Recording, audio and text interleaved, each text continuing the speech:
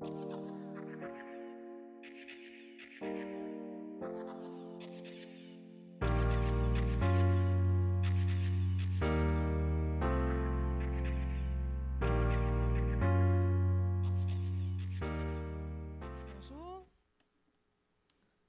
Donc, je vais commencer par vous parler du CRIC. Qu'est-ce qu'on est exactement? Donc, le CRIC, c'est une société d'État qui relève du ministère de l'Économie, de la Science et de l'Innovation, qui va d'ailleurs fêter ses 50 ans bientôt, en 2019. Quels sont les objectifs du CRIC? Eh bien, c'est de contribuer à la compétitivité des secteurs industriels québécois et à leur croissance en soutenant l'innovation, la productivité et les exportations. Donc, grosso modo, environ 200 employés, plusieurs projets, plusieurs clients, un bon taux de satisfaction à la clientèle, un bureau à Montréal, un bureau à Québec et bientôt peut-être des antennes régionales. Donc, le CRIC travaille autour de 3 importants piliers. Je vais vous les présenter. Le premier pilier, l'usine intelligente, le sujet d'aujourd'hui. Donc, tout ce qui touche l'industrie 4.0, les technologies de fabrication avancées. Deuxième pilier, la conformité des produits que l'on développe ici au Québec. Donc, tout ce qui doit attirer notre attention lorsqu'on veut faire des exportations. Et finalement, le développement durable, que ça concerne les performances économiques, performances sociales, mais aussi le respect de l'environnement et la valorisation des matières résiduelles. Donc, l'industrie 4.0, je ne ferai pas... on sait que c'est la 4e révolution industrielle. Je pense qu'on l'a bien vu ce matin avec les différentes présentations. Moi, je veux porter votre attention sur les données. Donc, le cœur de l'industrie 4.0, en fait, un des aspects les plus importants de l'industrie 4.0, c'est que nos technologies qu'on utilise dans cette industrie-là produisent des données. Produisent des données que l'on peut traiter, que l'on peut analyser, pour ensuite retourner des opérations, des paramètres à nos technologies. Donc, vraiment avoir une rétroaction. Et, comme le disait Madame d'Alu-Québec, on ne parle pas d'automatisation.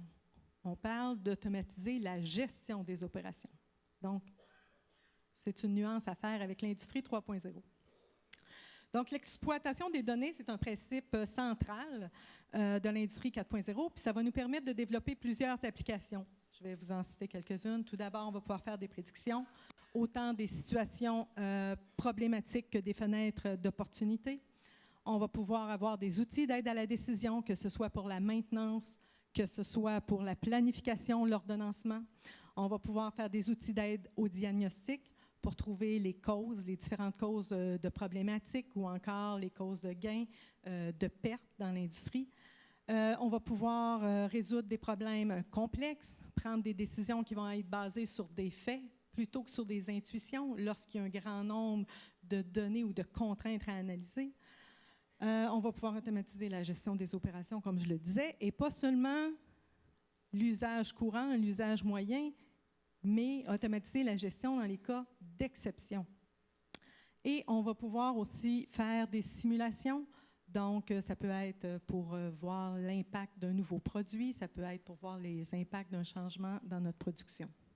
Donc, c'est toutes les applications que vont nous permettre les données et d'autres encore. Évidemment, ça a plusieurs avantages. On va parler d'améliorer la qualité des produits, améliorer la communication et la collaboration entre nos applications et surtout entre nos processus dans notre entreprise. Meilleure utilisation des ressources, toutes ressources confondues. Ça va nous permettre d'anticiper des situations problématiques. Ça va réduire nos coûts et nos délais de mise en marché. Ça va réduire notre travail, nos demandes de modification et d'autres avantages. Maintenant, il va y avoir des impacts à une transformation numérique. Il y a des impacts positifs évidents, mais il y a des impacts aussi qui vont amener les gens qui vont devoir en fait faire un certain travail autour de ce changement-là. Donc, au niveau des impacts plus facile, si on veut. On va avoir une meilleure agilité manufacturière, une prise de décision qui va être anticipative plutôt que réactive, basée sur des faits, un meilleur contrôle de qualité. Par contre, ça va aussi arriver avec une culture numérique dans l'entreprise. Ça ne se fait pas systématiquement du jour au lendemain. L'omniprésence des TI dans l'entreprise. Ça aussi, c'est quelque chose qui n'est pas nécessairement simple dans toutes les entreprises actuellement. Ça va venir avec l'évolution dans les profils des ressources humaines aussi. On en a parlé beaucoup ce matin. Donc, en terminant, je voulais vous laisser avec quelques messages de gens qui ont débuté le virage numérique. Ça dit message de ceux qui l'ont fait, mais petite note comme ça, il n'y a personne qui est rendu à la fin. Donc, c'est de ceux qui ont entrepris le virage numérique. Donc, ne pas avoir peur de se lancer. Ne pas essayer de tout régler avec le premier projet. Ensuite de ça, le risque zéro n'existe pas.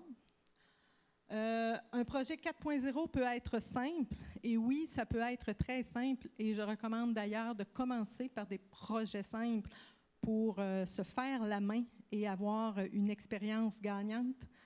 Un plan numérique est absolument nécessaire. Il faut connaître nos forces, nos faiblesses actuelles, puis il faut s'attaquer aux plus grands irritants pour essayer vraiment de retirer le maximum de bénéfices de notre premier projet numérique pour que ce soit un succès. On doit impliquer nos employés à tous les niveaux. On a vu que ça bouleversait systématiquement les emplois. Donc, on doit impliquer nos employés à tous les niveaux. Ce n'est pas une activité à temps partiel. Et oui, le calcul du retour sur investissement ne se fait pas simplement. Donc, ça conclut pour ma part.